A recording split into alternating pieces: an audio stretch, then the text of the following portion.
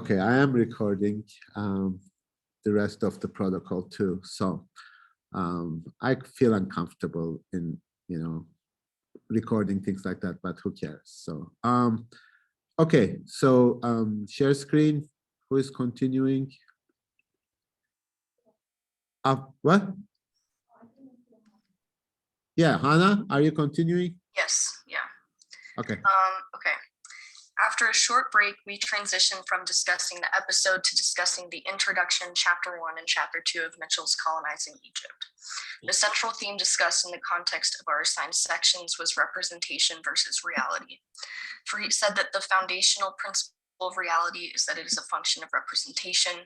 Most of what we consider to be real is constructed by discursive objects. An important distinction that must be intentionally made within each discipline is that there are objects and then there are discursive objects created by production.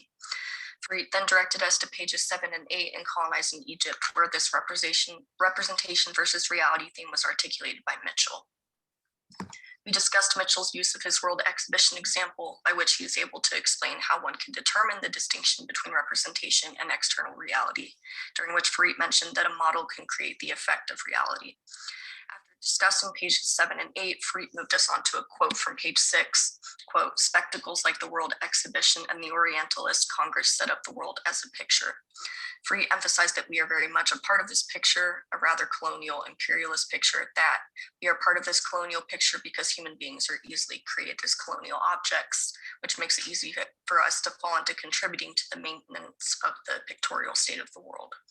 Class ended with instructions from Fareed to pick 2 segments from the first 2 chapters of Colonizing Egypt that we had questions and or comments about, and to be prepared to share what we came up with in Wednesday's class. Okay, any questions?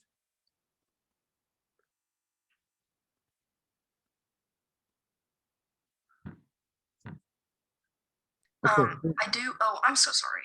I do have a really quick one, like where I messed up with the science part. I think part of the reason I just misled everyone is because there was a scene in the documentary we watched where they mentioned that there was a scientist in America, like during where like racism was becoming like a really prevalent problem. People were recognizing that there was a divide between like whites and blacks, and they were trying to figure out if they could use science to explain it. And then one of the scientists, I don't remember his name, but he measured skulls of people and saw out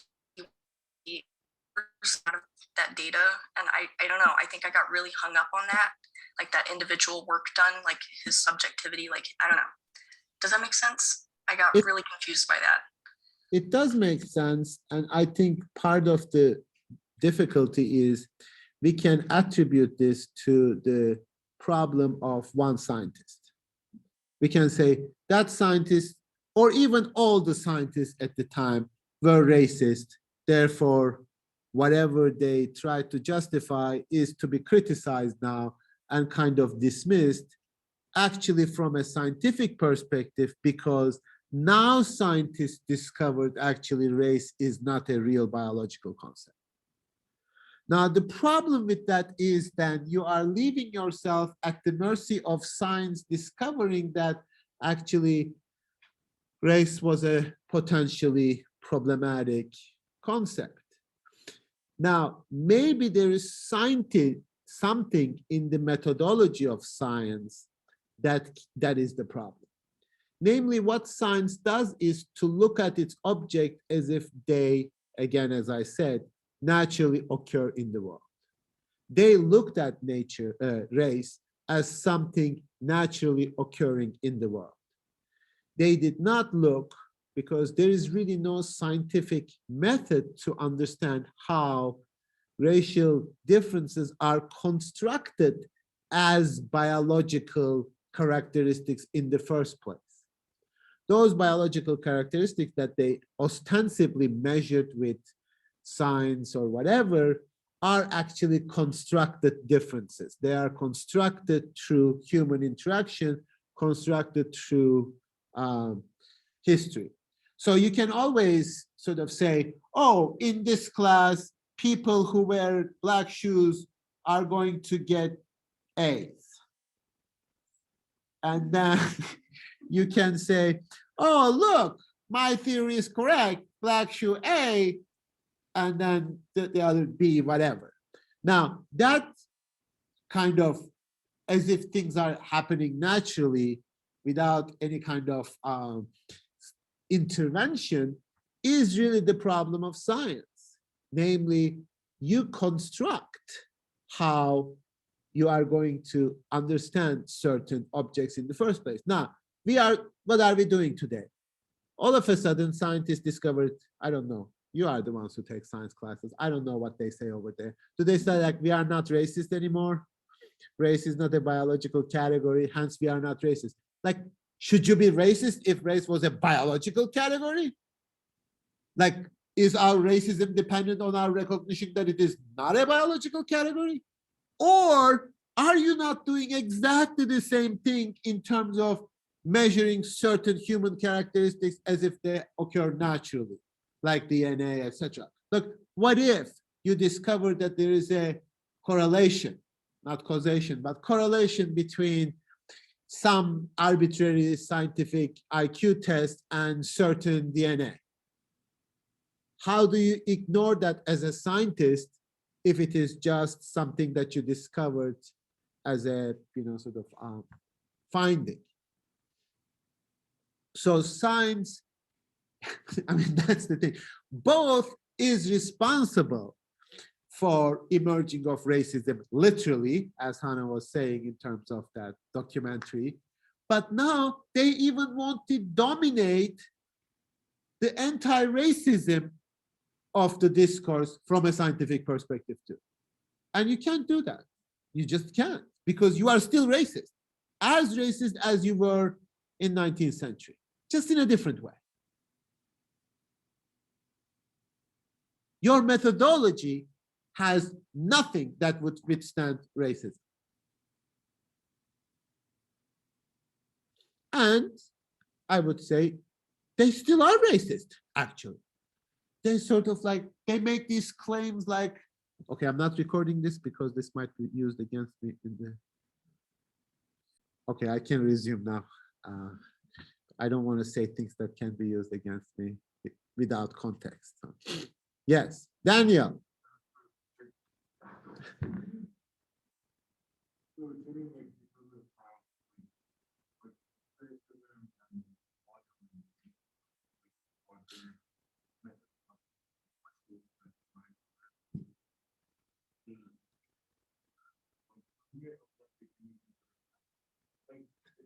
It's already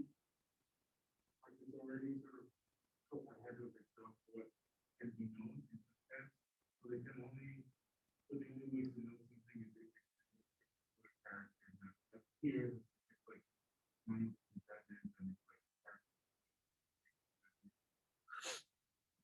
I think like social science that wants to not be this, at least now, they feel this like they're still operating in this space where it's like you have to, because you want to be like empirical and accurate, the only thing that you can do is what can fit into that model. And if it doesn't fit into that model, they can like you can't even know it's, I don't want to say it's a thing, but they can't like think of it properly. It's already not, it already can't be taken into that model. And so you have to find ways to like use whatever is going to be as that model, regardless of the implication. Absolutely. I mean, the claim is like sciences cannot know an object unless it fits ahead of time as an empirical object into the model that they are projecting. I mean, this is, okay, in a way, this is very straightforward too. Like you go to the class and then you are looking at the same object, as you can see, like a, I don't know, like a pond or like a tree or something. And you can ask certain questions and biologists would say, well, that's a chemistry question. That's not my question. I can't answer that. I don't see that within the purview of my discipline. And physicists would say, who cares about green, etc.? We are looking at the motion and fields, etc. Chemistry would say life. Who cares about life? We are talking about chemical combination. So you already see, at least methodologically, that certain restrictions are already made in terms of knowledge. Because I can know, only I can know that I project as I can know. Don't give me something that is beyond the scope of my knowledge, which is great, wonderful, right? You know, because you are an expert in that particular field. But the object is the same, like a thing, but the object of knowledge is completely different. That is not an object of my knowledge. And you already see that in a very straightforward way. But of all the sort of natural sciences, that there are certain limits according to which the objects are projected in the first place. So, you know, you cannot ask like whether the object is useful according to a scientific discourse. It is a completely different question in terms of economy, social society, etc. You can ask a question like that. Or, I mean, I don't even know like what kinds of questions, and you cannot question our relationship to the world with the same methodology that you have. So I made that claim at the beginning of the class, this understanding our relationship to what that science knows is a philosophical question. Because there is no biological experiment or any kind of methodology that would answer what biology means.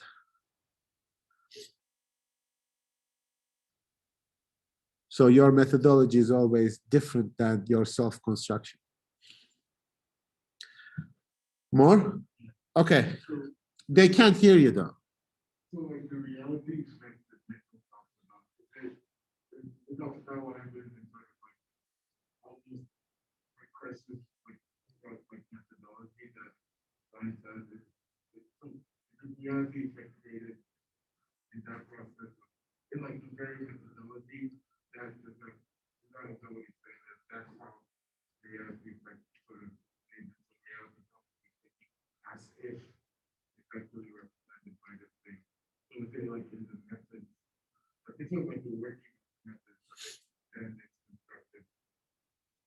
Well, I think if I understand your question correctly, I might say science creates a reality as a discourse objectively, and also claims that the reality is not constructed. That constructed reality is actually natural. And that's the projection. So, but what we are arguing, and you really need to go and study each history of each discipline separately. There are different crises in different disciplines like biology, physics, mathematics, etc. You will have different historical development, but there is always that projection of what counts as real, what is the real object of that science. Now, this is for better or for worse, in physics, that's the most sort of advanced question, because the object of physics, we know pretty well now that it's not an object that exists in the world. It's not an object that, I mean, that's why I hesitate to say empiricism, because even scientists went beyond the kind of empirical model of observing the world. I think they stopped doing that, and they know that pretty well. So they are not, and therefore, like the kinds of claims that they are making, like, oh, there is a scientifically true way of organizing our relationship to the external world. There's a scientifically correct way of organizing our relationship to climate. That is absolutely wrong. That is absolutely insufficient and problematic, like as if there is a scientific solution to global warming. That's why we will never, as long as we do like environmental science, environmental studies, etc., as long as we continue with this issue will never, ever be, let alone understood, let alone resolved. It won't even be understood. So Esther and Kate are objecting. So good, go ahead. I was wondering how this relates to as divisible, because it is still very scientific. It relies on a sort of experimental groundwork. You know, there's still a structure to go about creating things, but the realm that it deals with is created by humans. And in that sense, since it's not natural, computers don't naturally, does that change what sort of objects or like what computer science senses you can say, oh, I study algorithms, I write code, I like create these sort of internet spaces, whatever. Well, in a traditional sense, since the 19th century, I wouldn't even call computer science science. I would, yeah. I mean, they call science because there's a certain like prestige. Prestige, by the way, means like trickery, right? You know that like dissimulation, etc. There's a prestige associated with science as a name, like but you're right. I mean, the creation of something, but there is also a dimension of knowledge. But that's the other thing. Like we make the assumption that human beings kind of know what they create, which is really not at all the case, especially in social science. That is the fascinating part of it. We create structures that we don't even know. So we always have this mastery discourse in which we say like, oh, this is created by human beings, therefore human beings can change it. It's like, actually, it is much more difficult to know what we have created than we think. And it's definitely more difficult to change like human created taboos than changing natural things. I mean, we change a lot of natural things that we thought was unchangeable, right? I mean, in terms of your body, to begin with, you can change a number of what used to be considered natural things for whatever reason, but try to change incest taboo in society. Like, no way. I mean, we can destroy the world before we can make significant things like things that human beings created, because like incest is like totally human made up sort of cultural thing, and like you get even weirded out with like sisters-in-laws and brothers-in-laws and like people who are not even actually physically sisters, biologically sisters, brothers. It's like, no, that's just too weird. Like that is more difficult to change than you can change your entire physical identity. So therefore, I would say computer science can be mysterious. There's things to be known even though we create it. And that, if you talk to them, I mean, not maybe scientists, but technicians at least, that they have no clue what they're doing. Like in terms of specific things. I mean, they know like operating systems, etc. But it's like, this is a constantly occurring joke in Turkey. Like if anything breaks down, you just have to shut it down and turn it on again. That's how you fix everything. So that's the kind of human still relationship to things to be known. But yeah, don't tell computer scientists that they are not scientists. Okay. Yeah, I want to go back for the incest taboo and science. Essentially, you were saying that we had the question of talking about climate change, but how science has insufficient for resolving that crisis. I got a question that I have that kind of comes into part one. What is a sufficient response? What happens before that? Is it insufficient because of the way in which that scientific outreach is imposed in itself, or is it because it is seen as a singular option? In fact, that it's not going into hand with other things. Okay, I think that there is a certain confusion. Okay, I don't know why we are talking about, I guess I invited it, so I need to now respond to it. Sorry for the digression. That there is a certain discursive element in this when people say, what science says about what is happening to the environment. And, you know, some people say, oh, you know, like they question that. And then look, 97% of scientists agree on this data, etc., which becomes this question of knowledge. And then since you are probably, most of us are exposed to certain types of ideological construction of news, which are, doesn't mean it's wrong, it's just that it is. Then we say, oh, these people don't know what they are talking about, which is true. Like if you bring a snowball into the Congress and say there is no global warming because there is snow, of course you don't understand what's going on. Sure. So there is a certain knowledge that science understands about the climate change. Nobody denies that, should not deny that at least. But that doesn't mean that whatever scientific discourse produces as a solution is actually going to be the solution to climate change. That's a political question. That's a much more existential question. That's a more like a complicated question, is like, oh, reduce your blah, blah, 40% by the year 2016 or something. That's not really going to have the kind of impact that we are anticipating. And then people are constructing that if we don't do anything in 12 years, everything is going to fall apart. Those kinds of discourses, right? That sort of assumes, again, and that's the sort of scientific view, the world is for us a standing reserve, material to be used, material to be exploited.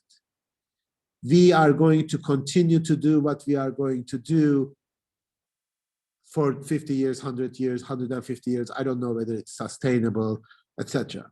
So then the question is beyond the scope of science. I'm not saying science is wrong. It is beyond the scope of scientific solution, but more like an existential solution in the sense of how are we going to live?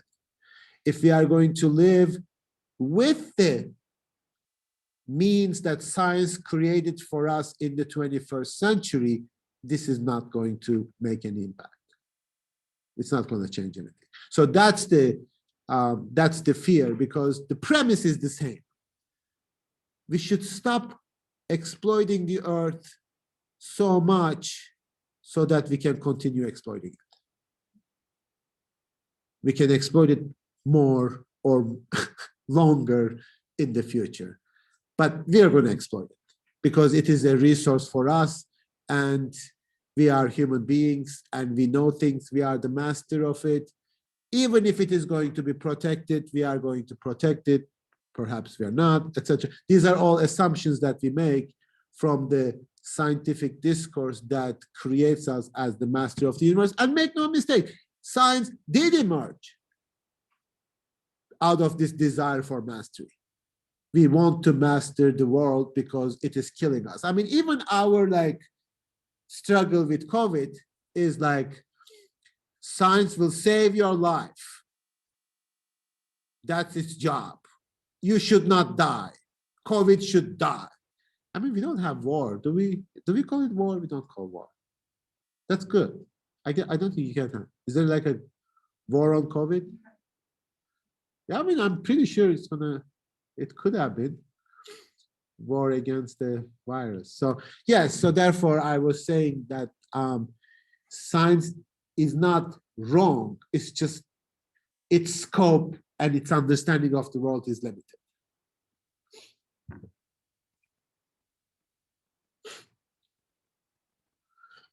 Okay, it looks like we are going to spend the whole day on the protocol, which is fine. Any other questions? I'm looking at you.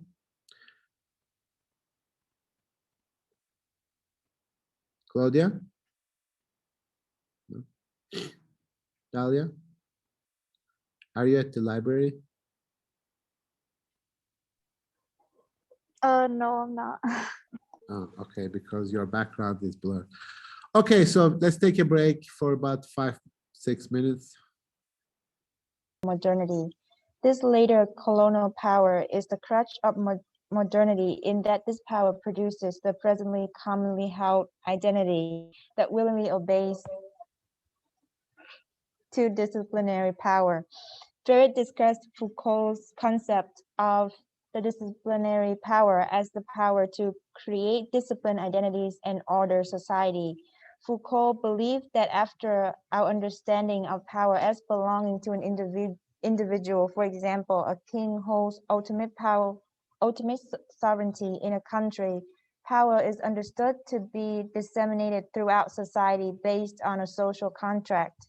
Crimes used to be described as attacks against the king, but are now called violations against society. However, Foucault believed juridical power, such as laws, didn't order society, but rather disciplinary power that produced disciplined identities who willingly followed the rules. Sorry, that was a repetition.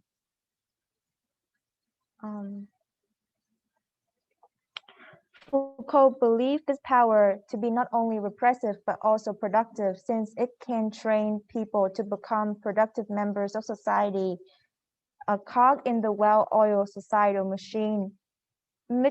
Mitchell demonstrates this constructive discipline through examples of the army, schools, and villages. These institutions distribute space in such a way that the people living day to day inside these spaces consistently fulfill their duties of winning battles, learning courses, and producing capitals.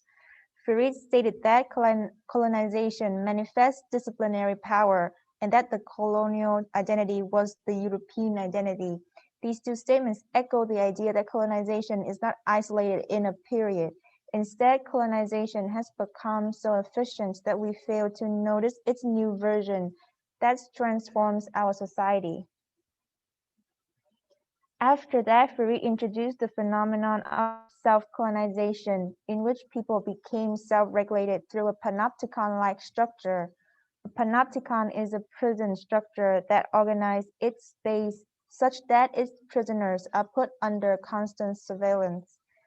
The design places the guards booth at its center where they could observe into all prison cells, while simultaneously the prisoners never really know if the guard is present in the booth. This unsureness leads to them regulating themselves.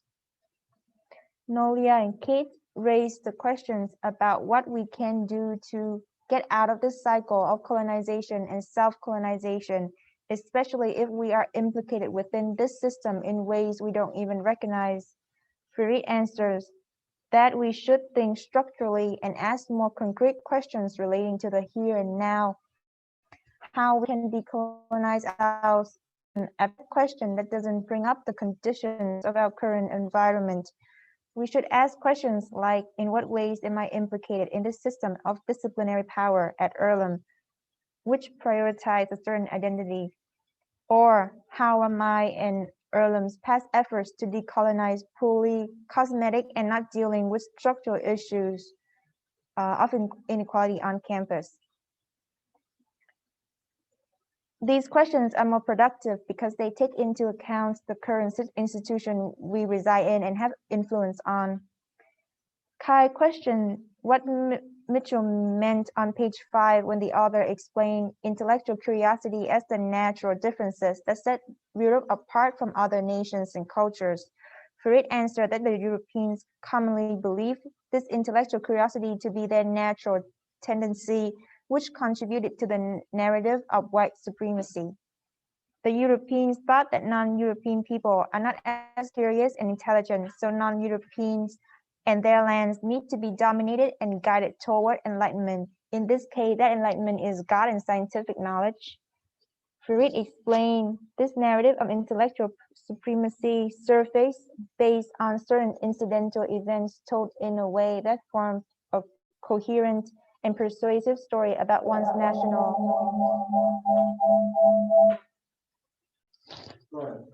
No, this narrative of intellectual supremacy surfaced based on certain incidental events told in a way that form a coherent and persuasive story about one's national identity. It is also a narrative that incorporates the notion of progress by describing the European timeline as discrete periods that chronologically become better developed, coming from the Middle Ages to the Enlightenment period. At the end of class, our discussion landed on the idea of harmful representations. Farid stated that representation isn't harmful in and of itself, but rather it's the desire for mastery and scientific knowledge that transforms representation into stable, unchanging facts about any group of individuals. Even positive representation restricts identities into a binary outcome of either fitting in with the stereotype or rebelling against it. The question we should raise isn't which representation is harmful, but rather why we desire to know and master others' identities in this stasis and scientific way. Why do we want to feel comfortable living in foreign cultures? Why do we need to achieve the global competency certificates? The class ended with a discussion about Friday's movie and the first paper assignments. Okay, now you have to turn off your volume. Can you hear me? Okay, just to clarify that issue of representation a little bit, as we were talking in terms of scientific discourse in the previous period, there's also a kind of representational aspect of science. So social science represents, and this is the entire Orientalism book that Edward Said was said to be the big sort of person who initiated postcolonial studies. So you produce knowledge about other cultures through representations. And that knowledge in the first instance is used as a mastery over those cultures. But in terms of disciplinary power, the very possibility of production of that knowledge about other cultures requires that you transform them into an object of knowledge in the first place. Now, after this, the question is not whether those representations are correct or not. I'm not really sure I said harmful. That was a reference to Homi Bhabha, who believes that representations in terms of stereotypes are harmful, not because they are false representations of something correct or otherwise could be correct, but they stunt the development of that which you are representing, the change. Like, so scientific discourse really has this tendency in terms of the stability of representations, certain things to remain as they are. That really solidifies your power. The more permanent, the more sort of consistent they are, the better. But if your object is supposed to be a certain region of the world, then you are trying to explain that region of the world in terms of its relative stability. And that's really how sort of both political and cultural supremacy works. We change and we develop, they remain the same. We absolutely do not want to understand or even acknowledge their development. We want to understand them in terms of their more traditional elements. And I think that's an important point to recognize, how science tries to produce stable knowledge about the other.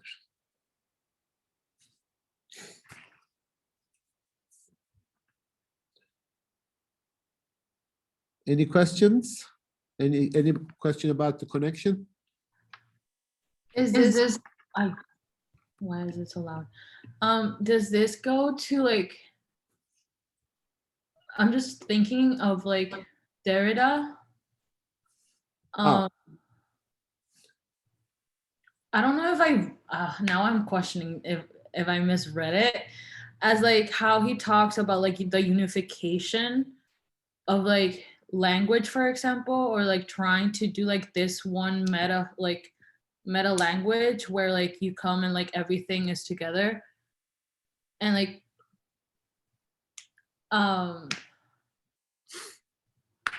yeah, I just like that process of like trying to put everything under one umbrella, like calling it by one thing, but then also like taking away from it the otherness, kind of. Well, so are you talking about like monolingualism or monologism that he's talking about? Yeah, he talks about like the language part, and then like just thinking of it like in the master kind of slave dialect of Hegel, and then that process of looking for the death of the other through that process also like how just like the merging of it kind of erases it in some kind of way. Uh, yes, I want to say yes, it is related to it, but we need to be careful conceptually for Derrida. The construction of monolingualism, for example, or monologism, like one logic, one unitary logic, is not really the forgetting or eradication or suppression of the other. It is construction of the other in terms of its opposite and incorporating the other as a necessary element into your monolingualism. So monolingualism is never just mono. It always has a relationship to the other that incorporates and defines as in terms of your other, my opposite. So the monolingualism of Europe doesn't simply exclude the non-European, but defines the non-European as exactly the opposite of the European. That's very crucial to understand. If you would just simply exclude, I mean, it would still be problematic, but it would not be as insidious as including in a certain way. So if you want to participate within this monolingualism, you need to deny yourself and become the European because you are the other of this monolingualism. And that's an important point that we were making in terms of difference always is an opposition. Of course, Europe recognizes that there are other cultures. I mean, sure, like in terms of the construction of that unitary human, I mean, sure, right? At some point you realize like, okay, I'm talking about world history, but I know it's not just the world history. It's like there are other cultures, right? I mean, but when I say the world, you are the opposite of the world. You are the other of the world. And then you sort of say, well, isn't there a paradox, like a very straightforward conceptual paradox of talking about European humanism? Like humanism emerged in Europe. It's like, what does that mean? Like they probably realize that others are humans too, I would imagine. But they constructed their discourse universally because the others are not human. Now, not human is still human, but it's the opposite of the European identity. So that's important to recognize that it's not the exclusion. It's the incorporation, it is the definition, it is construction of your own identity as humanist because you see other people not as humanist and not as human. You think that it's a value, like we need to treat each other like this, not the way they treat each other. So there's always that kind of comparison and relationship to the other that constructs that unity. So, but my point is like when you represent like stereotypically non-Europeans as backwards. Now, that is part of a process in which you are constructing your own identity as moving forward. That's me describing myself as superior by describing the other as inferior, because for me to be superior, I need something to be inferior. And I absolutely need that. Otherwise, it would be impossible to construct the European identity itself. So I think I want to say yes to your question with these kind of qualifications. So like in terms of like focus we change and the other keeps stable. Yeah. The same. It's like that next to what you said, like I have the power to change and I have the power to crystallize the other as Sure.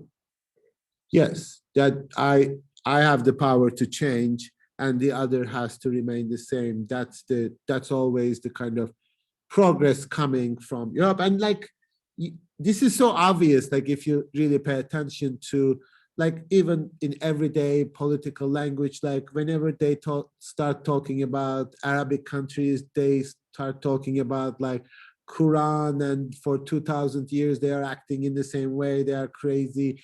Like you see the same thing in like Arab Israel conflict, Palestine Israel conflict, like, oh, that has been going on for 2000 years. No, not really. It's only like, 70, 80 years. It's like there's always that change that is completely kind of disregarded. I'm sure I'm totally speculating, but I suspect when they are talking about Japan, oh, Japan is a very traditional society. They have their like, yeah, their own customs and ways of doing that, etc. As if like that's like stability. Like I can, if not dominate, at least control what is relatively stable and it's unchanging. And if you look at, I mean, there are like literal Hollywood movie lines from like, oh, they are 2000 years the same, like they've never changed. Like, that sort of, what's that Indiana Jones themes? Like, those others are always stuck in their traditions. They are not modernized. And again, in terms of a value, you can debate it, but even if you look at it, there are various changes in these cultures that you don't really bring into the question of science, because that doesn't give you the stability of representation.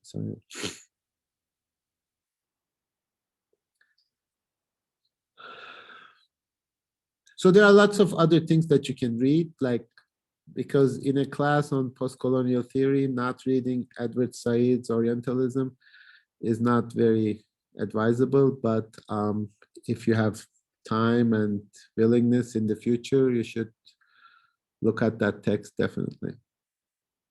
If you haven't already done in some other classes. Have you?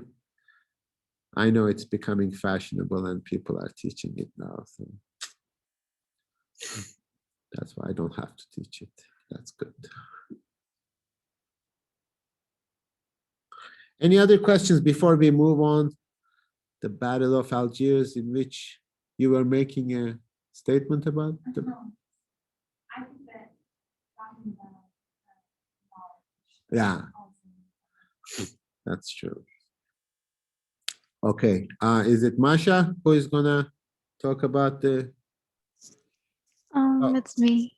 Oh, I'm sorry, Dalia. No, it's okay. Can you hear me? We can hear you really well. Do you want me to share screen? Yeah, if you want. Thank you. I do want.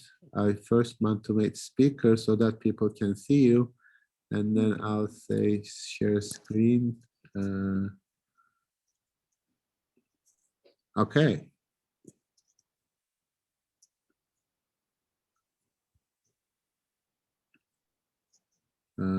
Here. Yeah, thank you. So for Friday, April 16th, for this session, the class was tasked with independently watching a movie titled The Battle of Algiers. This movie follows the actions of the rebels, the FLN mainly, and the French state during the Algerian War, which lasted from 1954 to 1962. To briefly summarize key events in the movie, we follow Ali, I don't want to butcher his last name, Butcher it, it's fine. I'm sorry, perspective. from from how he initially came to know about and join the FLN in prison, to how he contributed to the FLN's guerrilla insurgency, to how the French increased violations of the rights of the Kasbah's civilians and responded with illegal counterinsurgency tactics, i.e. torture and forced disappearances, that targeted the FLN's members. Alila points also witnesses, although he doesn't totally agree with it, how the FLN attempts to garner international support from the UN and organize civilians into more actively participating participating for independence via a strike. Ultimately, as the armed conflict escalates, the movie ends with Alila Point's death and how the fight for independence continues even without the FLN. Although there were many pivotal points and details throughout the movie, there are a few scenes I would like to highlight in relation to Mitchell's colonizing Egypt. The first few scenes, for the sake of this discussion, revolve around Lieutenant Colonel Matthew and his role as the head of the paratroopers, specifically when he's educating his soldiers and when he's interacting with the press.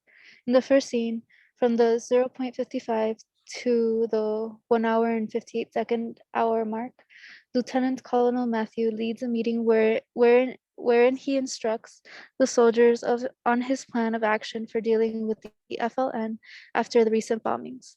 After showcasing a video of the Kasbah civilians, where the narrator says, beginning quote, "It's a faceless enemy, unrecognizable, blending in.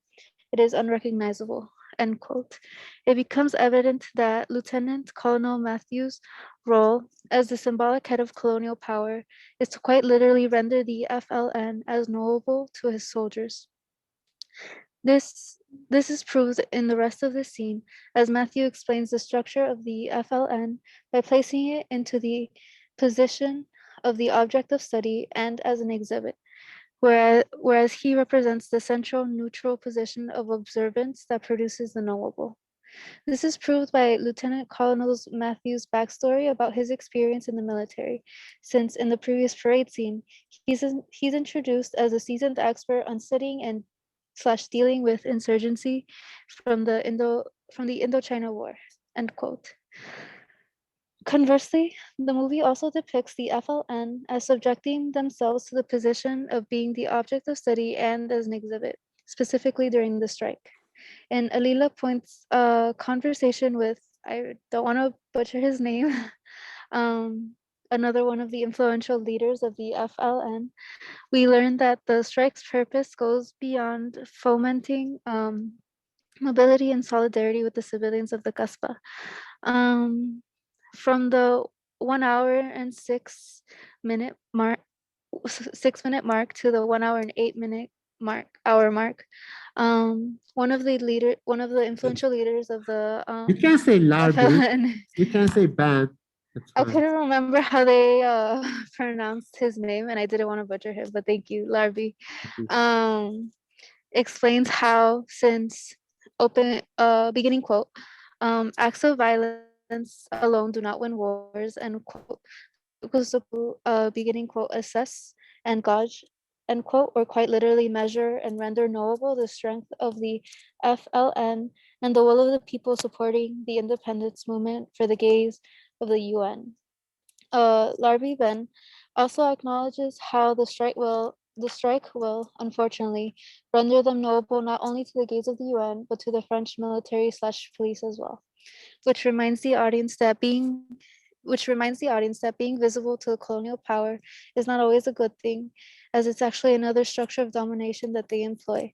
This calls back to the reason behind the intentional organization of the FLN to render invisible, unordered, and unknowable to the colonial gaze. In the second scene with the press after Larby Ben's capture, Lieutenant Colonel Matthew also receives questions from the press. One reporter specifically calls out his colleagues for being too cowardly to directly question the lieutenant colonel on his use of illegal methods/tactics during interrogation. In response, Lieutenant Colonel Matthew renders knowable the FLN protocol for captured members, which in the movie was being silent for 24 hours, declares that legal procedures takes too long, then compares methods to that of the FLNs, where he specifically says, open quote, "Is it legal to set off bombs in public places?" End quote. And finally proceeds to justify French colonization and argues against being labeled as fascist by asking people to remember the French participation in other events that's meant to paint them as heroes, heroes that can do no wrong, only win. Despite the ridiculousness of the lieutenant colonel's arguments, They're important for showcasing how dangerous naturalization becomes in the discourse of power, specifically when this discourse is being produced by those in the powerful, neutral, but invisible center. The lieutenant colonel tries to posit himself objectively and as ahistorical and neutral, but he and the French colonial state are very much implicated in this discourse's creation. In another scene during the strike, the actions of the French military/police also reveals their all-powerful position in the center. This is despite the fact that they're supposed to remain invisible. Up until this point, the audience has become accustomed to the crowds of civilians, whether in the Kasbah or the French Quarter, in most scenes. This gives the impression that they're in control of their own lives as they go about their daily lives.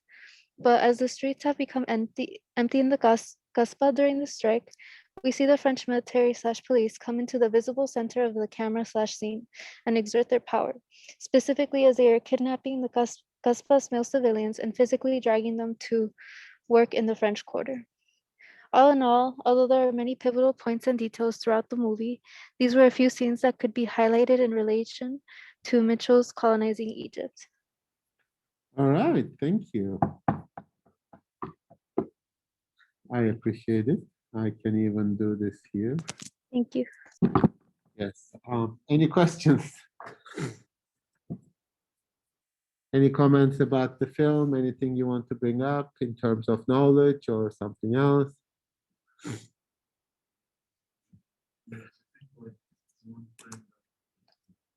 I can't even hear you. How are they supposed to hear you?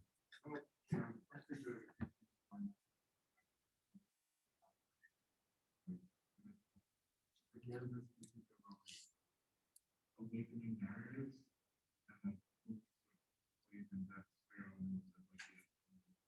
awakening the masses and so I guess maybe also and and see how that even that those masses somehow get creative. Uh-huh. Even like the design like the practical stuff as architectural workmanship kind of thing like street design and urbanization and there's things so those get the connection and like yeah and to lead into this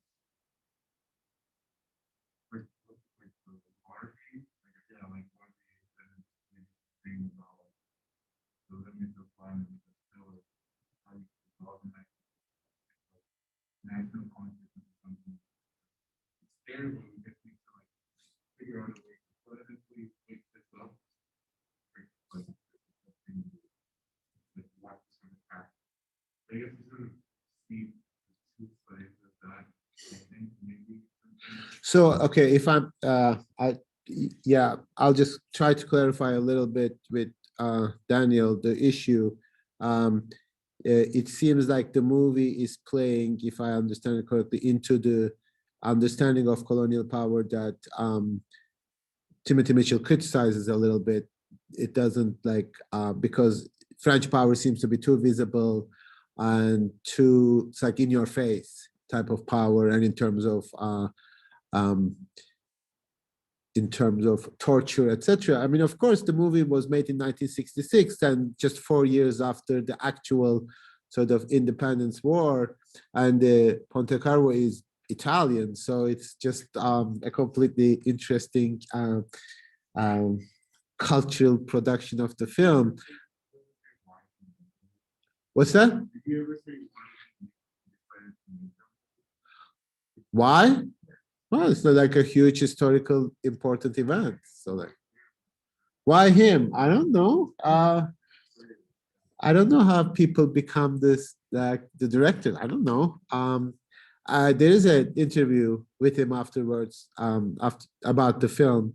We can talk about that if you watch it. But the issue here is this is really the end of French colonial power. It's the end, like it's finishing. They are about to be kicked out. So this is the crisis. This is not working. And Kashba is, you can see the sort of how it is impenetrable, how it is not visible, how it contrasts to French quarters, which are really very white and clean and big streets, etc. And the person who is walking is very visible in there. In Kashba, like you go to one house and then disappear, and there's really no order. It's like you know, that's a sort of pre-colonial construction. But there are, I mean, I really didn't mean to like these two, this text and the film to be juxtaposed necessarily. So there are different aspects of colonization. I mean, Battle of Algiers is really like, it boils your blood, and it is like how we understand decolonization. It makes you excited. It's very realistic, although there is really not one real, like REEL, real in the film. It's all like made up. So it's kind of, it gives you that impression of being sort of documentary-like, but it's really not. But you're right in terms of the issue of how colonialism works. Maybe it's a little too in your face and like the torture, and then they explode the bomb themselves, like the French, to sort of provoke reaction from the French. But one thing that I always found very interesting in this film is that that scene with the drunk and the children. Yeah, that to me is like how decolonization is a process of discipline too.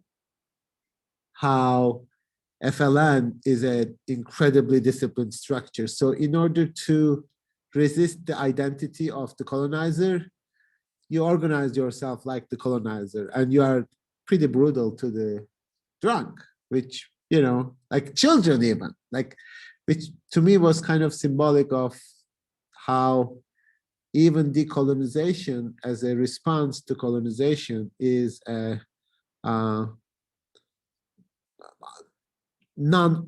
let's just say not unproblematic.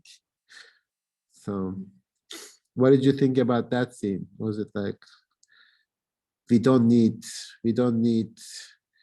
you are responsible for our colonization, you are responsible for French domination, you need to shape up, you need to discipline yourself, you need to and that's a very common discourse in decolonizing languages. Shape up. Like, you are responsible for your oppression, and pull yourself together. It's sort of like, it's sort of like you have to report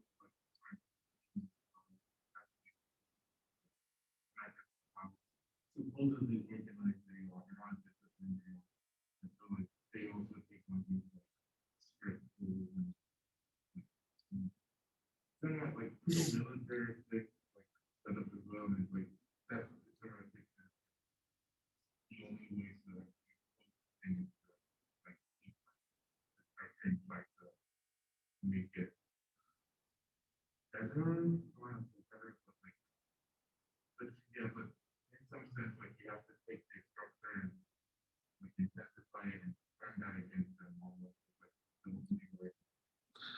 That's exactly true. Like what Daniel is saying, like you need to use the, for the lack of a better word, like the tools of the master to dismantle the house of the master. If you we'll read this text by Lorde in terms of the question of whether you can dismantle the house of the master with the master's tools. This is really the kind of Hegelian dialectic, the dilemma that we are facing. Namely, in order to resist the militarized colonization of the colonizer, you need to be equally disciplined and militarized resistance. And you need to transform yourself into what you are opposing to, but you need to oppose it in order to to be that, in order to oppose it. That's the issue. And it's the same with nationalism. It's the same with, it's even, I would argue, it's even with religion. It's really almost like a defensive nationalism in the sense that I organize around a principle that would at least undermine different ways of organizing that society. So if you do nationalism, then you are really kind of excluding certain undesirables in that society. So colonization, even in its opposite, even in its decolonization, continues to shape the society in a certain way. And I think we can see that in history, we can see that even within a country where certain minorities, especially in Turkey, for example, are excluded from the domain of national project.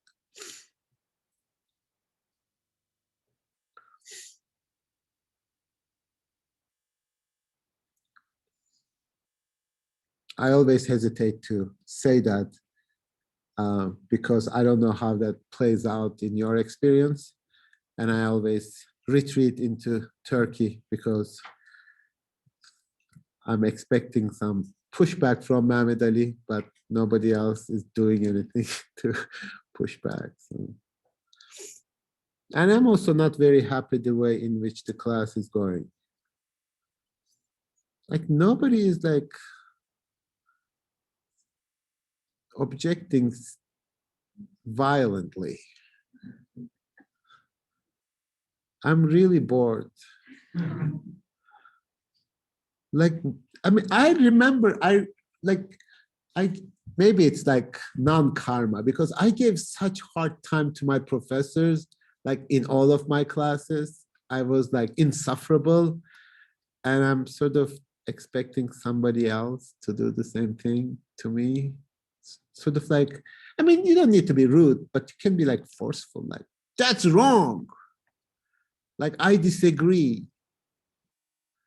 That's BS or something. What? What? You have never seen that happening at Erlo? Seriously? You seen that? Who? When? Which class? Well, it's good. Don't tell me. If you saw it, I'm comfortable. So, but like, I mean, but this is a problem. Like, you know, you see these issues, and then you put me into this position of authority, and you have an obligation to like question that, even as a practice. But like, since it's a disciplinary process, you either think like, oh, I should get down what he says so that I can say it in my paper so that I can get a good grade. Maybe that kind of fear, or maybe even in terms of like how to wield that discourse for yourself. So, but you know, it's physically impossible, I guess, to agree with everything I say for you. I mean, at least you should say things like, well, you are saying that, but have you thought about this? You are like being blind to this aspect of the question, etc. I mean, I would do that to my professors like all the time. That's what makes it fun.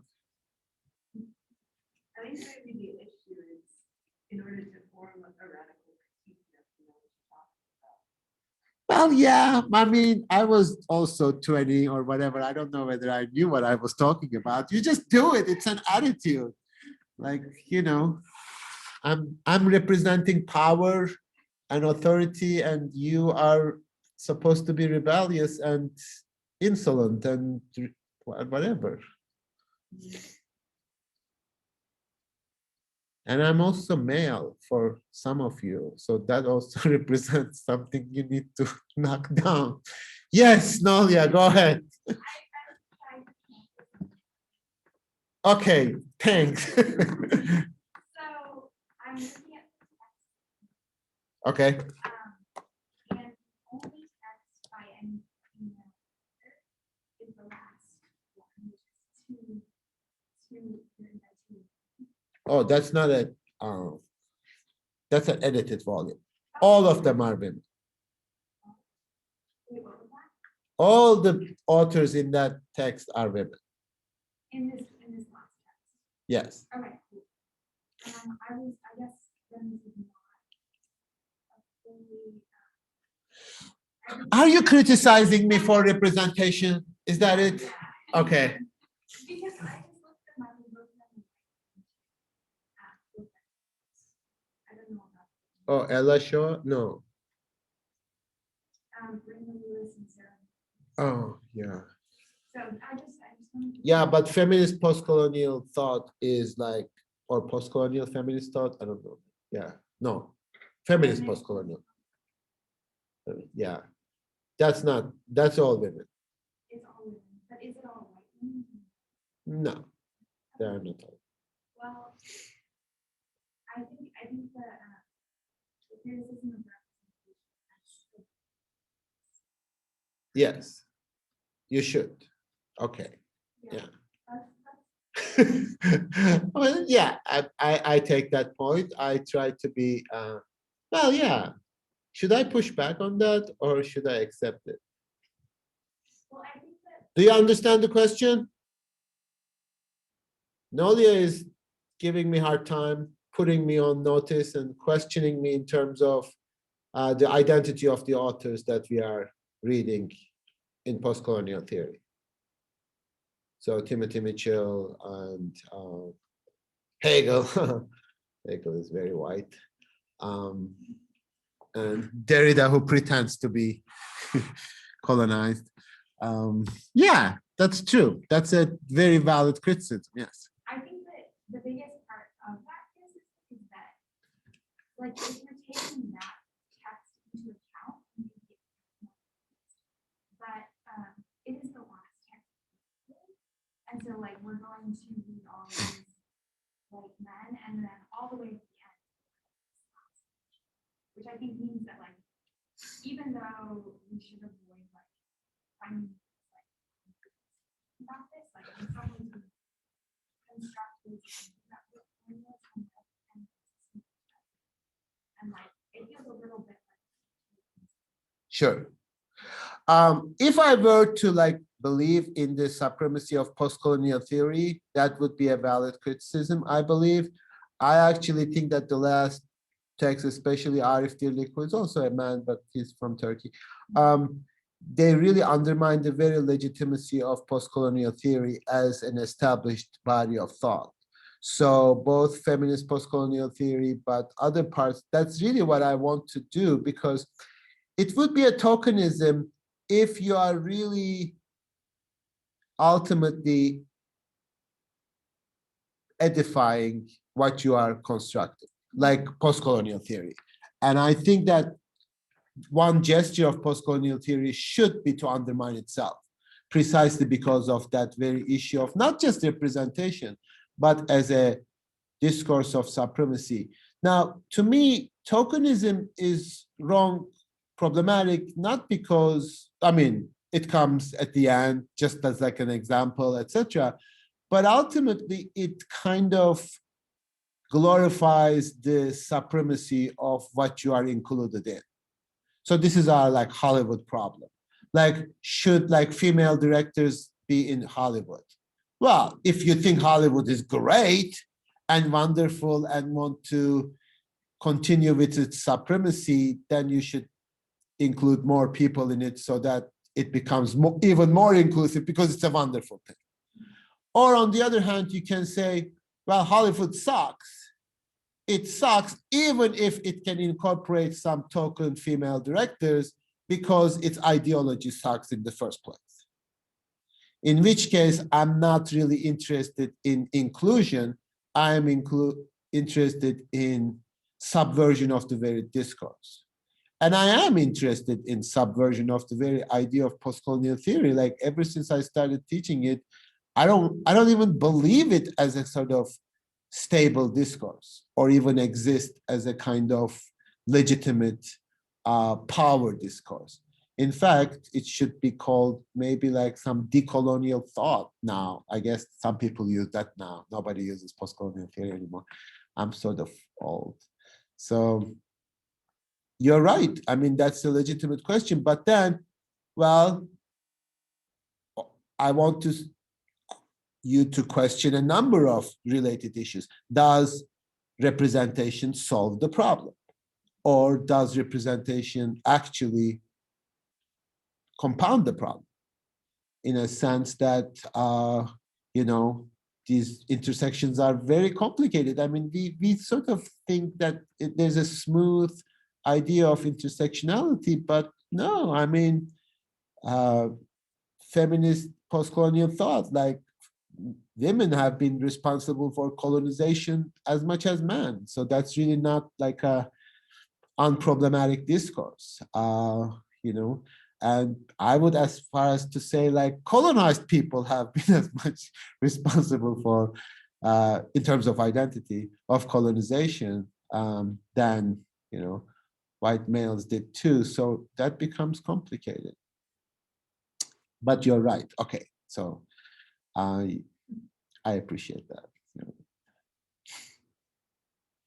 But give me like sort of, I mean, that's a valid political criticism, but like, just tell me like I'm wrong, like in just like how you are wrong in thinking, like, because like I would expect somebody would say, no, no, no, science will actually solve our problem of global climate change. Why don't you say that? Like direct contradiction. I mean, I feel like, I don't know. I feel like you are making it easy for me. I mean, the big thing is who wants to play devil's advocate for the sake of being devil's advocate. That is real annoying real quick. Like, Well, I don't want you to be devil's advocate. I want you to just like flat out honestly disagree with me. Not just devil's advocate, because I hope I'm not saying such like heavenly things that if you object to it, you will be devil. yeah, no, it's just like I feel like on the things that we're it's like expression where I disagree with you are very, very small parts of a larger argument. And I, in class condemned in the 70s, I don't want to spend too much time thinking over like but unless you think that that's an okay thing to do. Okay, of course it's an okay thing to do. Kate is promising to disagree with me. Oh yeah, I know. I'm plotting now. Good. Are you all plotting too? Yes, bless it. I'm just like confused. Like just what if I believe what you're saying? I'm like, okay, what you're saying makes sense and I can't disagree with it. Like, what's the problem? Yeah, there is no problem. I mean, I'm just saying it's fine. It's just that I don't know.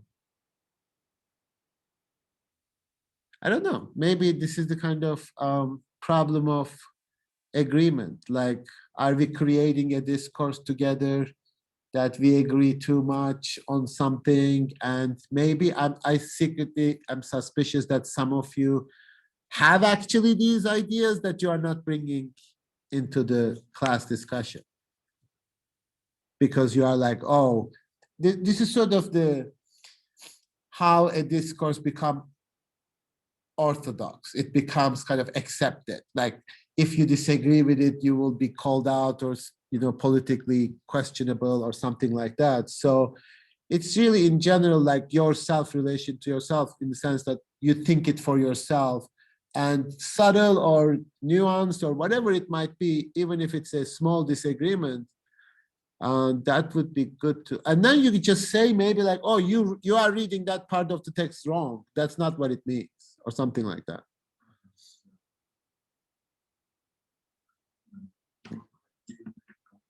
What? With Mitchell, oh, not me, Mitchell is wrong. Daniel is saying that it's not you, it's Mitchell. So I like that. Okay, so what time? It's okay. So let's take another like 7 minutes or so, and then when we come back, we'll hopefully continue to chapter 2, 3, 4 or something. Okay. How much we are going to cover, how much of this. So I'm assuming you are reading and understanding the text and what is going on. I assigned up to end of chapter 4. I'm not very optimistic about the fact that you finished that, but I'm not going to test it today. But please make sure that you read it until Wednesday at least. We are going to try to finish this book next week, and then I hopefully will give you your paper topics on Monday, and then we'll start working on this one. So what I want to do, just to go through a couple of, well, more than a couple passages in the text to emphasize their significance and its importance, and try to clarify a little bit. So it's going to be a little bit fast, but if you have any questions, if it is something that is not clear, please ask me right away. So the chapter 2 and framing, starting with this idea of panopticon, this is initially a prison structure, panopticon, seeing everything. And it becomes a metaphor for the way in which power works in a society. And the crucial point here is that the position that is to be occupied by the subject that exercise the position doesn't need to be occupied. So we need to really try to separate power from belonging to an individual or to a subject, but understand it as creation of a position that can potentially be occupied by any person. Of course, historically, that's not the case, but it can potentially be occupied by anybody. So the panopticon, it says on page 35, the first full paragraph, Foucault's analyses are focused on France and Northern Europe. Perhaps this focus has tended to obscure the colonizing nature of disciplinary power. This is his argument. This is his argument that he learns from Foucault, of course, disciplinary power, but also sort of takes Foucault to task on concentrating only on France and Northern Europe. Yet the panopticon, the model institution whose geometric order and generalized surveillance serve as a motive for this kind of power, was a colonial invention. That's the heart of his argument. That's the heart of the entire book in terms of how he wants to apply disciplinary power. So the idea here is what he calls on page 37, that artificial machine. Artificial machine is the presence of an order. So that you are trying to create society as an artificial machine that has an order. And in that, every individual occupies a position. Now, again, this position is a position of power, and Foucault makes this claim pretty clearly. We tend to think of society in terms of opposites. And one of the opposites, binary opposition that we think, is those who have power and those who do not. And this is sort of, some people also interpret Marxist theory too, so bourgeoisie and proletariat, those who have control the means of production as opposed to those who don't control the means of production. And that becomes the model in which we understand position, we understand power, and then we attribute to some individuals. Some have it, don't have it. Haves and have nots. There's even that expression in the United States, right? So that's really not the way in which modern disciplinary colonial power functions, according to Foucault, and now according to Timothy Mitchell. So in such a machine, every individual occupied a position, a space created, as with the cog of a wheel, by the identity of interval between each one. So every position is both a power that is exercised upon them, but they also exercise power upon others. And so you might occupy these multiple positions in society, of course, depending on your job, depending on your position in family and other institutions within society. So, but this is supposed to hierarchically spread over the entire surface of society. So in a sense, the model is prison. The model is we are living in a prison. Now, of course, that sounds too dramatic and therefore like, problematic maybe, etc. But prison, not in the sense of like, well, actually it is in the sense of restricting your freedom and the possibilities, but also controlling your behavior, controlling the way in which you participate in society. It is prison-like in the sense that it is orderly, it's organized, it's according to certain written and unwritten rules. And that's what the society wants. That's what we want. That's what we want, the order. We want to live in a well-functioning society. And imagine how well disciplined you are, not in terms of your own behavior, but what kind of behavior you expect from other people. Like, if the cable person is late 2 hours, you get mad. If the person who is supposed to serve you doesn't do it properly, you get like angry. So we always expect a kind of well-functioning for our own lives. And you sort of like, if somebody screws up for you, you get mad. Like you go to, I don't know, financial aid, they don't give you an appointment, you get mad. You go to the coffee shop, it's not working, you get frustrated. So our lives are so well organized that we expect this from other people. It needs to work as a machine. And, like, I don't know, when somebody comes to the appointment late, you get mad, I suppose. I do. So there's a kind of hierarchical, well-functioning society that is imagined. And his claim is that this is imagined first in the colonies. Now, you can also look at the structures and you might think to yourself, what's the big deal? These are everyday institutions. We take it for granted.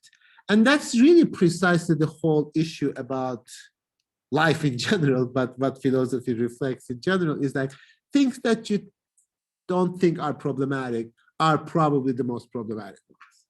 That's really the issue. Things that you take for granted because they always try to present you what is actually problematic. This is the problem. But you might also step back and say what they present as not a problem at all might exactly be the problem. School, of course you have to go to school. Of course you have to, go to the hospital. Of course you have to wear a mask. Of course you have to do these things. These are, now again, without ideologically opposing to any one of them. I mean, we are at school. We are now, as Nalia identified, we are also trying to get to knowledge, etc. But there are ways in which this could be questions, should be questions, precisely because we take it for granted. And that's where the power is most effectively exercised. Because if you don't see it both as visible, but also as a problem, that's where it is most effective. So this is the overall surface of society.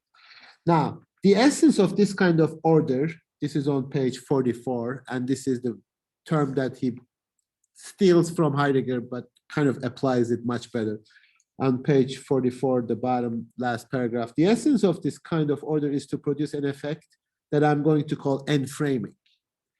Enframing is a method of dividing up and containing, as in the construction of barracks or the rebuilding of villages, which operates while conjuring up neutral surface or volume called space. It is no accident that in the beginning, in this method in rural Egypt coincides with origins of private land ownership in which space becomes a commodity. In reconstructing the village, the spacing that forms its rooms, courtyards, and buildings is specified in exact magnitudes down to the nearest centimeter. So this is really a kind of existential repositioning of human body with respect to space. How are we even going to take up space such that we can live most effectively, most productively, most disciplined? Now, that's where you also become an object of knowledge. On page 46, the society becomes legible. This is the paragraph, the first paragraph. Such legibility, which is the mark of the world as exhibition, had a larger importance, that the world is a navigatable place. Now, like, I mean, I think about this quite often, like, do you even get lost anymore? Can you? How can you get lost? It's very difficult to get lost in the world. Like, no, literally. Like, can you get lost in Richmond? Well, yes. How? Okay, so Count the numbers. in Richmond specifically, no, because I was born here, but in France, I would get lost all the time because I would have no connection and there's no map on the streets. So I would actually get okay, lost. I'm sorry, don't you have a phone now? I do have a phone now, but this was a year ago, but my phone didn't have like connection to data or the internet because I didn't have a plan Okay. or whatever. Okay, but like that, unless you go to the woods or something and then you don't know the sun, etc., you still have your phone. Like, I guess you can, but I think in terms of the organization of space, I'm talking about like being lost for like days in some, like, you know, like I got lost in Buenos Aires because I couldn't get out of that circle, right? And then I realized, like, I don't have a map of the entire thing. I don't see it as a whole, as a space. Therefore, I get lost because I'm only seeing myself. But the cities are more and more organized around a principle. Richmond is a colonial city in that sense. It's A, B, C, D, E, F, 1, 2, 3, 4, 5, 6.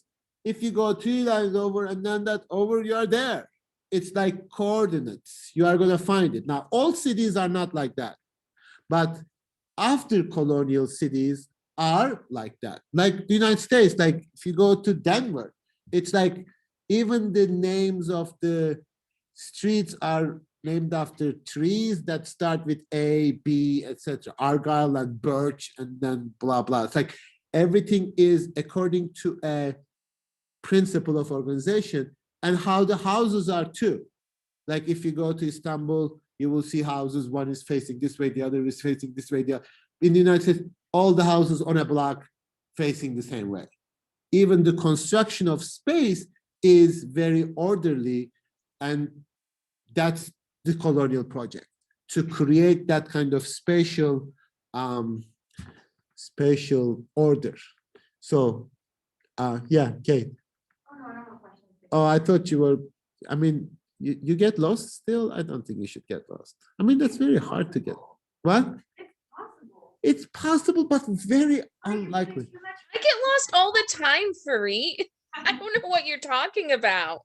You get lost all the time where?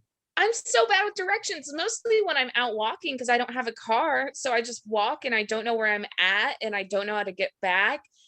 And I've been in Richmond forever. The streets do not make sense because the order that they use changes throughout the years. So there's streets where you're just suddenly going a different way, or like, I don't know. For me, I get that there's organization, but how they organize it has changed. And to me, Richmond is just a mishmash of bad organization. Wow. Okay, I'm going to take you to Istanbul and I'm going to drop you in the middle of the old city. I would die. I have no sense of direction, even in video games where there's a map. I don't even think that there are any perpendicular streets in Istanbul. I would, like yeah. the streets don't intersect. Like, I don't understand grid. Like you understand grid, right? Not that well, no. Okay, so I lived in Chicago for 8 years. Like the first year that I got there, I figured out the city. It goes south, north, east, west, and then the lake, and it ends. But every 8 blocks is a mile. And then it goes 32nd, 36th, 40th, 44th, 48th. The whole city is matrix, like coordinates. It's given to you. I mean, even if you get lost in the sense that I have never been here, it has never been like, okay, I'm going to have to walk another 4 blocks and I'm going to be exactly there, and I'm there. So this is a very important construction. I mean, I don't want to take away from your personal dealings with Richmond, of course, but it is difficult to get. Okay, let me put it this way. It is much easier to get lost in Istanbul than it is in Richmond.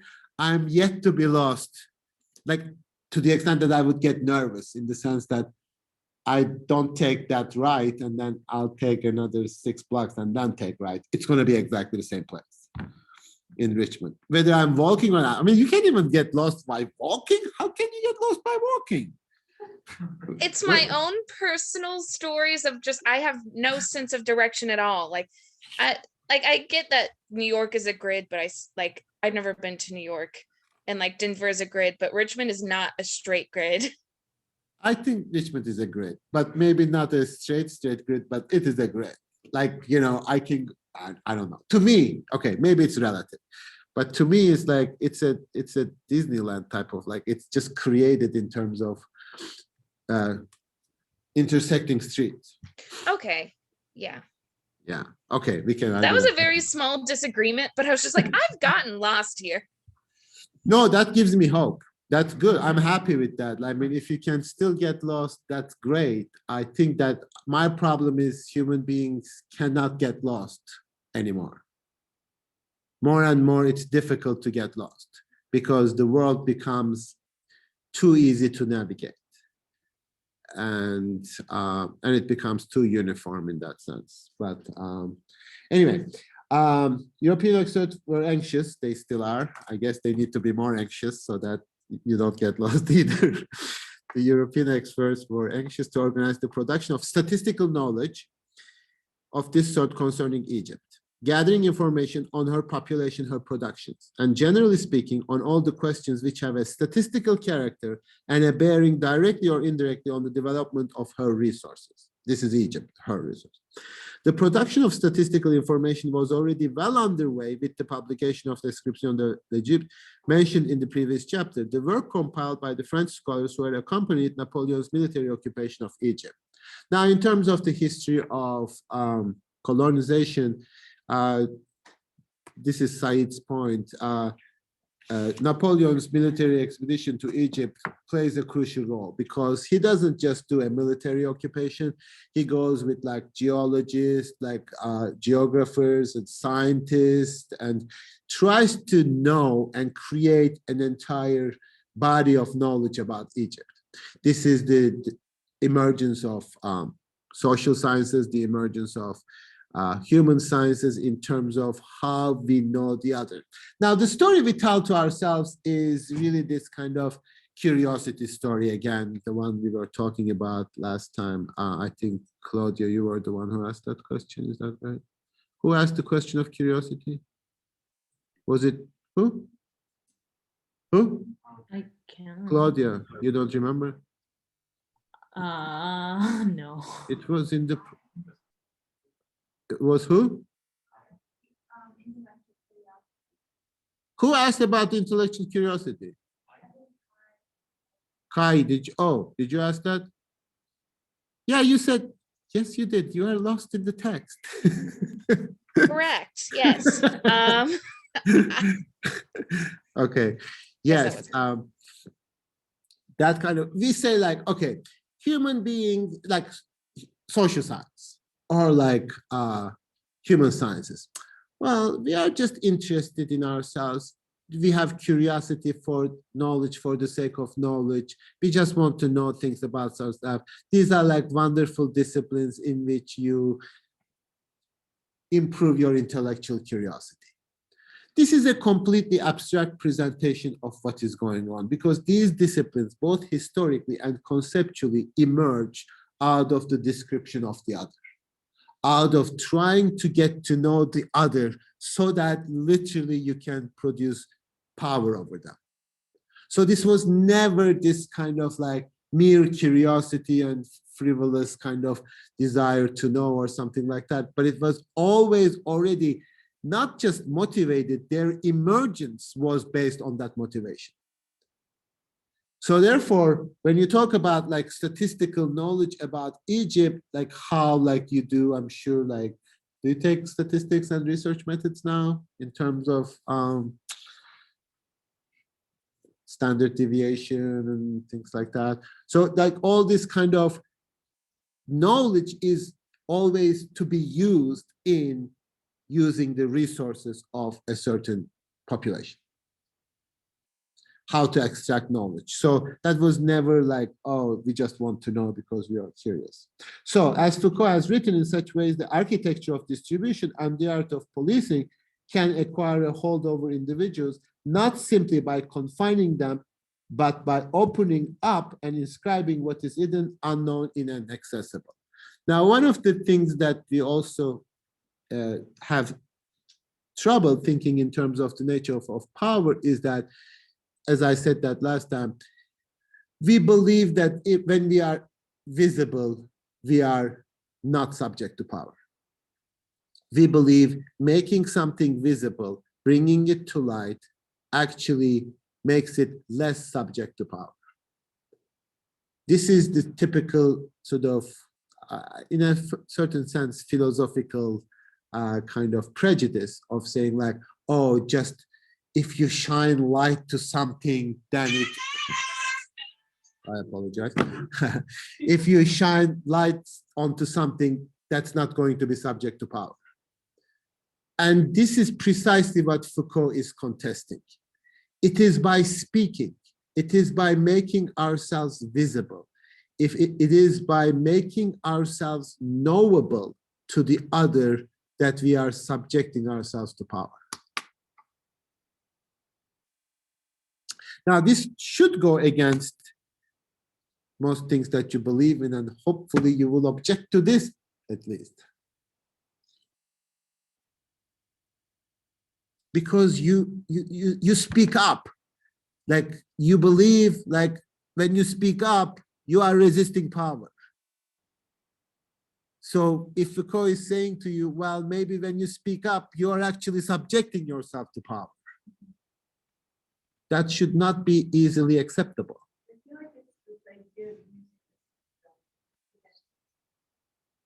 Using the system against the system?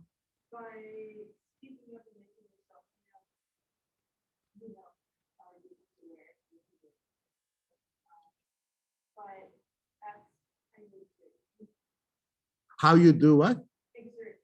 How you do?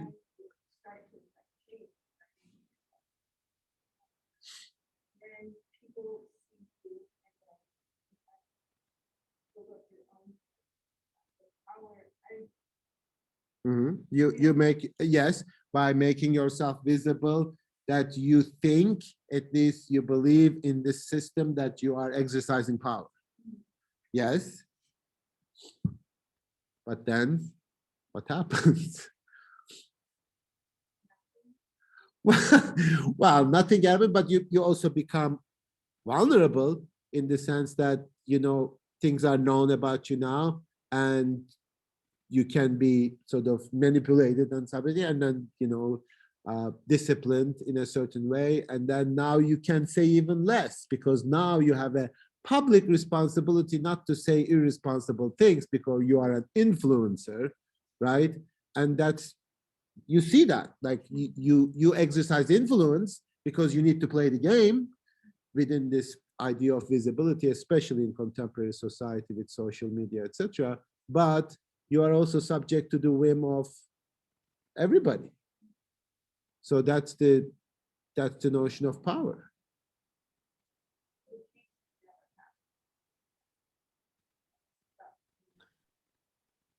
Can I? Well, change is happening all the time. We are just trying to understand the workings of the power. Yeah, somebody had something. Claudia. It's just like I kind of like struggle with that, because like it just sounds so like negative, for not a better word to use, as like it just sounds like you can never escape this sense of like coloniality, because like even rejecting it is just like like it's just like asserting it. And then like, if you speak out, then like you're stepping into the space of not, of like, of kind of exercising that same thing that you're trying to negate.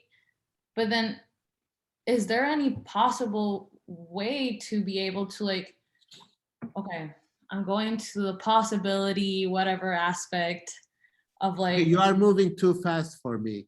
I'm a little nervous now. I want to just slow down a little bit. okay. So, because you are sort of going into the eventuality, and that makes me nervous this early in the semester. I want you to be there at the end of the semester. But here, the question is, do we or do we not subject ourselves to power? Namely, allow power to be exercised over us by speaking up, but by becoming visible, by becoming heard. Now, our ideological, I think, especially in Western societies, conviction is that the more you speak, the less power is exercised over you. You are speaking against power because that's the ideological conception of the individual that we project. We say silence is being repressed, and when I speak, I am rebelling against that repression, against that oppression.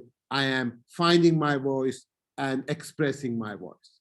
This is the ideological conviction of how we look at power, which is great, initially maybe. Let's question that, Foucault says. Namely, it is through our self-revelation, through our own words, that we become subject to power structures in society. You go and tell what you want. You go and tell how you feel. You go and tell what your desires are. You go and tell to your doctor, to your parent, to your teacher, to your psychiatrist, your healthcare professional, etc. You reveal yourself to them. That becomes information, statistics, knowledge, structure through which human beings are controlled. That's the paradox. Now, I'm not sure like this is ever possible to be decolonial, etc. But you look at FLN, like they are resisting French, right? They cannot like just demonstrate on the street. They need to organize in a certain way. So maybe we should be much more strategic, much more careful in our resistance to colonization than just simply speaking up. Because we consider speaking up as, and even like at universities, this is framed in terms of freedom of speech. Just say what you think, like, as if this is like a expression of freedom. Like, say what you think.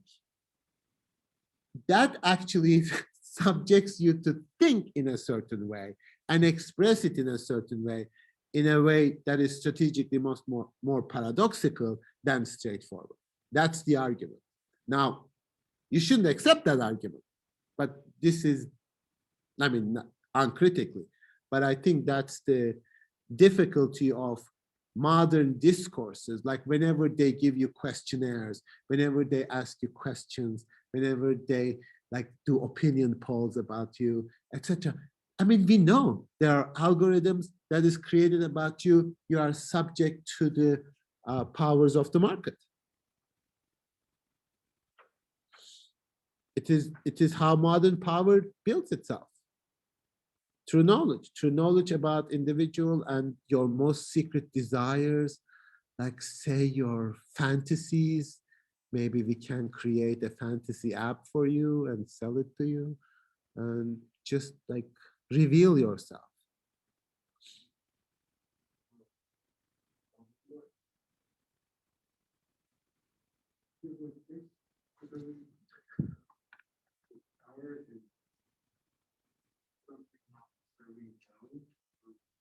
Something is, power is not something that is possessed, yes.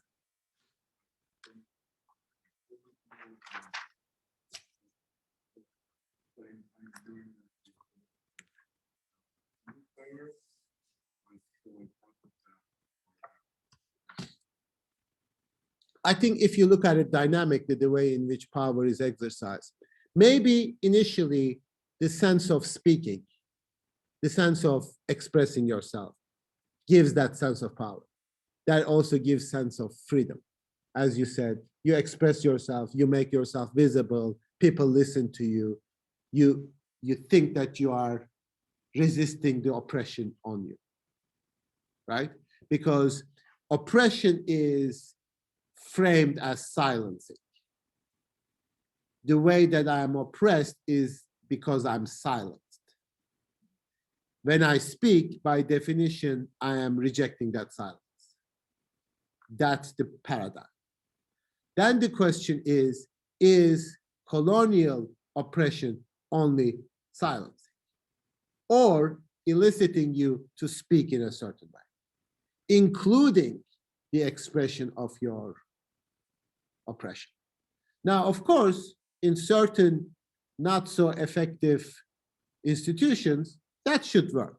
Like I was in a Catholic high school, I would yell and scream every day precisely because they didn't want you to yell and scream every day. But in a place like Earlham, you have to express yourself in a certain way in order to subject yourself to certain form of discipline. There are certain things that you should say, and there are certain things you wouldn't say. So this is not a straightforward opposition between silence, oppression, power, speaking. The relationship is much more complicated depending on the kind of power that is produced over you. And in modern societies, to the extent that they are effective use of power, you will think that by speaking, you are actually going to exercise power, but actually power is exercised over you. To the extent that sometimes you actually even exercise power on yourself, namely, there are certain things that you would never ever say, never even think, let alone say in places of that kind of discipline. I know when I'm like incredibly disciplined despite my ostensibly relaxed appearance in class, how disciplined of a structure this is. Like there are certain things that I will never ever even think in class. That's too dangerous, let alone say it. You know that. Then you'll say, well, I'm not that kind of a person. Yeah, of course I'm not that kind of a person, but how did I become this kind of person?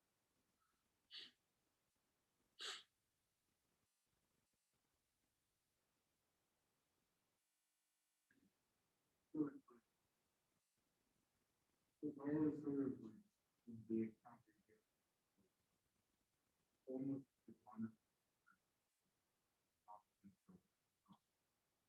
It's economy, you said? Autonomous. Okay.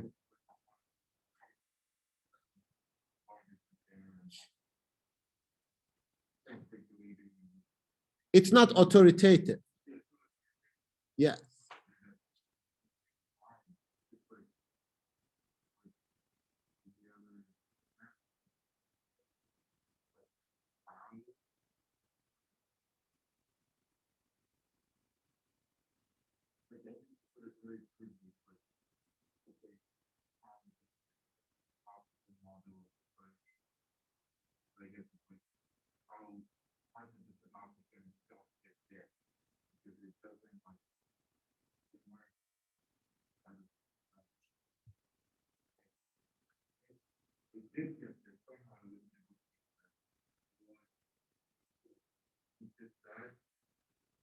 What instituted the panoptical society? Yeah.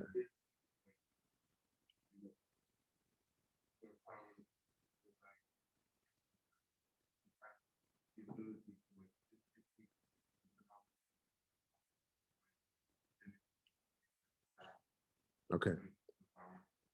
So Daniel's question is like, yes, we might understand panopticon as the metaphor for how the power works now in society, to a certain extent, at least in modern society, if not contemporary. how did that even emerge in terms of how did it come about? Like, did it just sort of fall from the sky? And how does one understand that?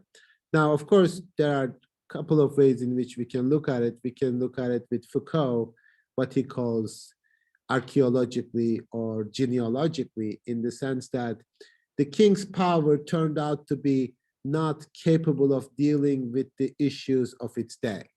The authoritative power, the power that resides in the king, both economically and politically, but mostly economically, didn't really fit into the changes of what is happening in the world. Namely, people gain economic power and they are not about to surrender everything to the king.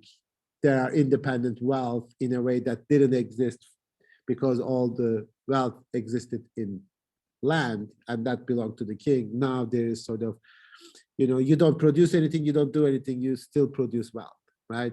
So you trade, you have commercials and etc. So the rise of bourgeoisie. And then there is this desire to rationalize power,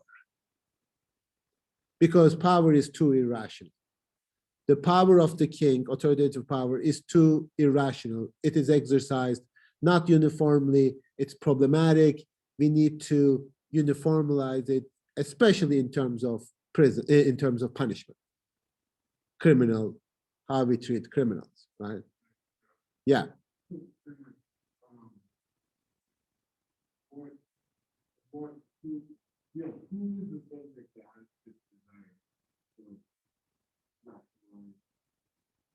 Well, for Foucault, if you look at the Discipline and Punish, he calls them the reformers, certain jurists, certain philosophers, certain advocates of, like, how does change happen in any like institution? Like, we sit here and try to teach, and I say, like, I can hear you, let's have a owl. Like, we sort of make certain changes in our practices as a result of like emerging within society. Like, I would say the mere passage of time, Heraclitus, things change, like nothing stays the same. And then people respond to that. They say, like, this king system is not working. One is getting killed for something that other is not, right? So this is completely arbitrary. We need to make this society function better for us. And of course, for the most part, so that I can continue to do what I'm doing, like as a bourgeois sort of merchant. So yes, the subject is to a certain extent newly emerging economic class.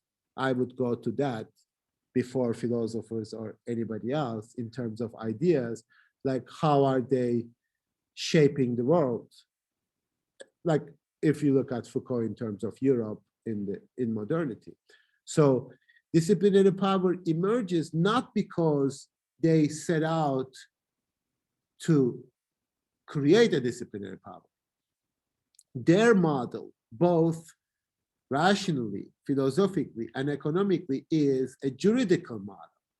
Every person is a citizen.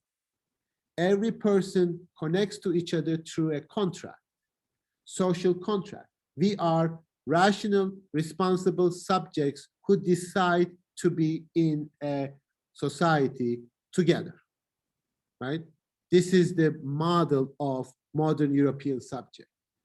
But Foucault's claim is that while this is the ideological foil and ideological claim, this rational subject is only possible on the basis of a different power that is disciplinary power. So you need to create rational subjects. They don't occur naturally in the world. They need to be created through schools, through education, through military, through other means, etc. So that's the claim. So if you look at Discipline and Punish, his argument is twofold. Like, from authoritative power, you think like you are going to the juridical power, but you're actually going to the disciplinary power because disciplinary power makes the juridical power possible. Again, Foucault doesn't explain this causally. He always explains this genealogically. This is happening. I'm just genealogically trying to understand what happened. going to the back, not a causal historical relationship. Yeah, well, that's Nietzsche. That he learns that from Nietzsche. That what? I can't hear you now. Bothers you? Why? You need a causal explanation? What? Why? You are in the human realm. What causal explanation?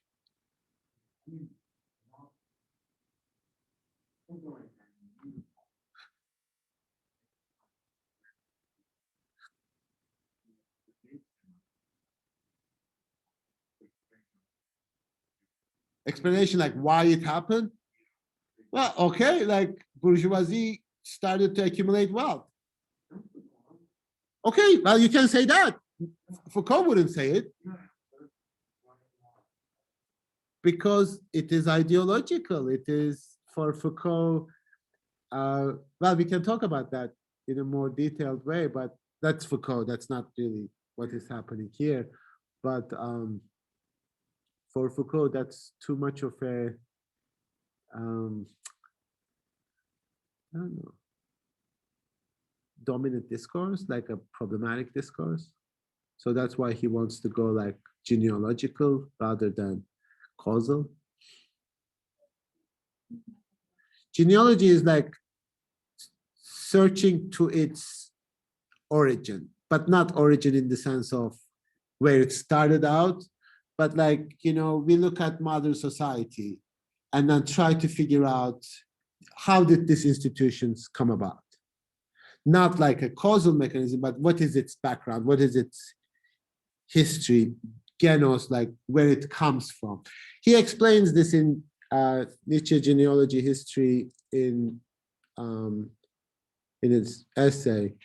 I think it was Nietzsche Genealogy History, like how some emergence of something coming into being, like in a very sort of Heraclitean philosophical way, rather than an origin from which somebody made a decision in which it emerged.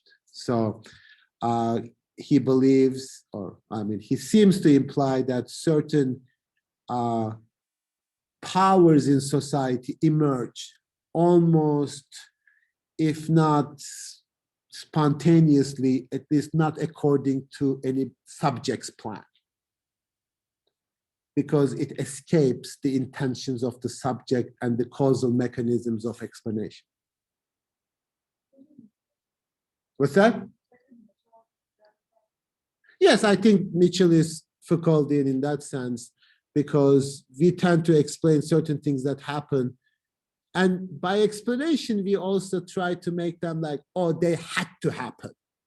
They must have happened. They should have happened. That's like, no, they must have happened. That's like, it is necessary for them to happen. That naturalizes certain change, like, oh, Europe was destined to be, you know, the dominant because it had these like intentions and the philosophers and then the state people, blah, blah. But for Foucault, it's like, things happen. Things happen for no reason. Things just happen. Only because we don't really, both historically also, not necessarily control what's going to happen when we set out to do something. So the reformers wanted to rationalize power, but instead disciplinary powers emerged. So this is really how to also understand human action. Like our explanation of human action is also very sort of mastery-like I want to do something and I'm going to do it and it's going to happen the way, like, let's change society and let's kill racism today and then let's do things in order to destroy these structures and bring about equality. We tend to overestimate our ability to understand what the hell is going on, and then we keep screwing up. So that would be the most Foucauldian explanation. And I keep saying that, like, this is the sort of mechanism, like, let's do this, let's have a project, which kind of presumes that you can master that project from the beginning till the end, and you know what consequences it's going to happen. Like when human beings engage in certain actions, more often than not, they produce exactly the opposite impact that they intended. This is the nature of human action. This is the nature of existence, honestly.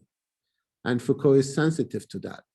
Like, you can blame them, say like, you did this, it's your responsibility, etc. You should, sure, we all do that. But also it applies to us too.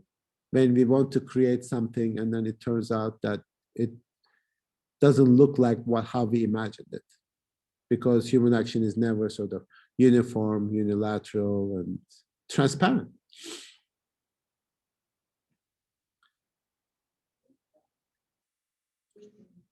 What? I'm thinking about that notion of like action, the intention doesn't match up with the results, but you still attempt to like change. Yes. We do attempt to do that. Yes. But I mean, we can't give it up, I suppose. I mean, completely, that would be also paradoxical too. But we need to be sensitive also, even in our action. Like, you know, if that were possible, you could control everybody around you. You would be like, you know, perfectly happy all the time, right? If you could, you know, bring about all the consequences of all your actions that you want to.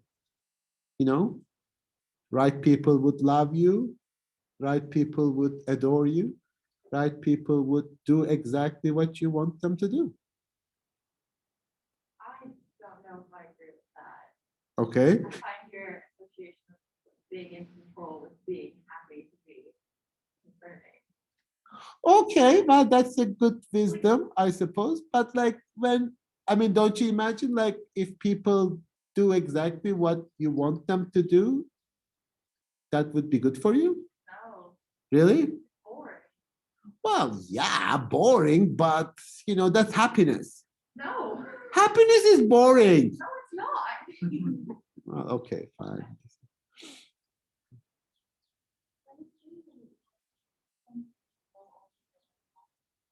Yeah. Yeah, I think Kate is being sort of contrary now, but I think that everybody does want a certain level of control over their lives in order to at least project and produce the happiness that they search for. No? Like job interview. Do you go to job interviews? Yes, I go to job. Do you want to get them? I want to get the job, but if I know that I'm gonna get the job, then there's no real satisfaction that comes through. It's like watching a movie and you know exactly what's going to happen and you can like predict the end. If you get to the end of it, you're like, this is fully underwhelming. Oh, I see what you mean. Okay, so you don't want total control ahead of time. No, I mean, I don't think I want control at all. I mean, But you say like, I'm a good worker. I'm responsible. You don't say, I don't care. What the hell? Give me the job or not. Surprise me. I mean, maybe not that. Yeah, I like this. I'm gonna do this. Like next time I apply for a job, you'll say, would you be a good worker? You should say, I don't know, hire me. And they'll say, on what basis should I hire you? And you should say, surprise me. Because I don't want to be bored. No, it's true. I mean, I agree with you in principle, but a significant percent of our actions are with desire to control others. I'm sorry. I think you can establish a weird type of control in non-conforming IQ spectrum. Sure. Like there's a principle like showing apathy, and sometimes in the right situation, if you show apathy, that makes people want things more. Like there is like almost that's like a concept of like strategic apathy or strategic self-destruction or like decimation of character. Like me not listening to her right now. Okay. I agree. See, no, you Well, I should don't have. agree. I don't Keep agree. going. No, I don't agree. Yeah.